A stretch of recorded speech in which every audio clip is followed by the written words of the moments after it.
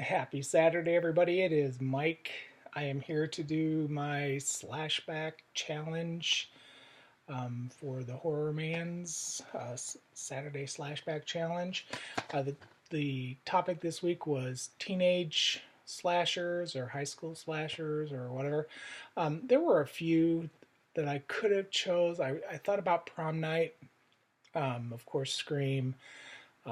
There's several out there, but one of my very favorites and always has been is um, Happy Birthday to Me. Happy Birthday to Me was released in 1981.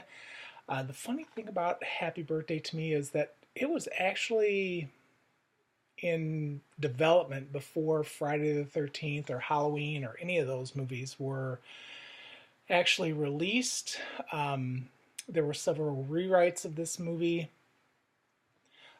several different endings of this movie before they decided on the final one. The movie does run 110 minutes, and its main star is Melissa Sue Anderson, who was still riding high with the Little House on the Prairie Mary Ingalls character. Beautiful girl, and really a very talented actress. It's kind of a shame she didn't do more. The movie did not do terrible at the box office. It had like a budget of 3 million or whatever, and it made about 10 million. But the critics were not kind to it. They called it a ripoff of Friday the 13th, um, My Bloody Valentine, all of those, and really, like I said, it was actually in development before any of those movies. So the fact that it didn't get released until after those um, hurt it a little bit as far as what the critics thought. The movie also stars Glenn Ford, who was, in a ton of stuff, a pretty big Hollywood name, and then Tracy Brigman, who went on to star forever in The Young and the Restless. She's still on it, I believe. But yeah, it was a fun movie. It had a lot of fun kills. I really of course the one of the most well known ones is the little skewer here, the little shish kebab through the throat. But a lot of the kills were good. The whole weight scene gave me nightmares for a while. It was well acted. I liked all the characters. It's basically set around a group of kids that go to a snobby academy of some sort. And the Melissa Sue Anderson character was one of those kids, although she's not quite as snobby as the rest of them. And she had been in an accident with her mother.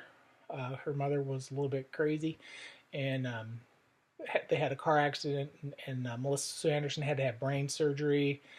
So that kind of plays into the plot a little bit. She has these headaches and blackouts, and it seems like every time she has a blackout, one of her friends gets killed.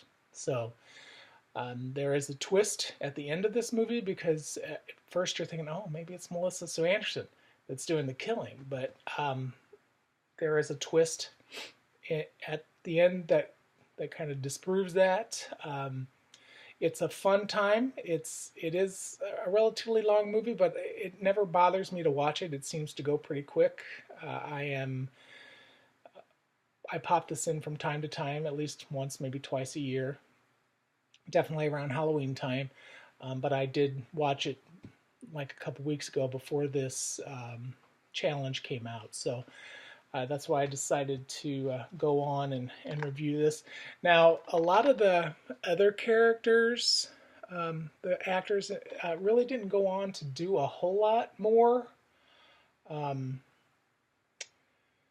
which was kind of sad because I thought they were all pretty good. I mean, there were a couple that have gone on and done a couple other movies, but overall, it was shot mostly in Canada, a little bit in New York.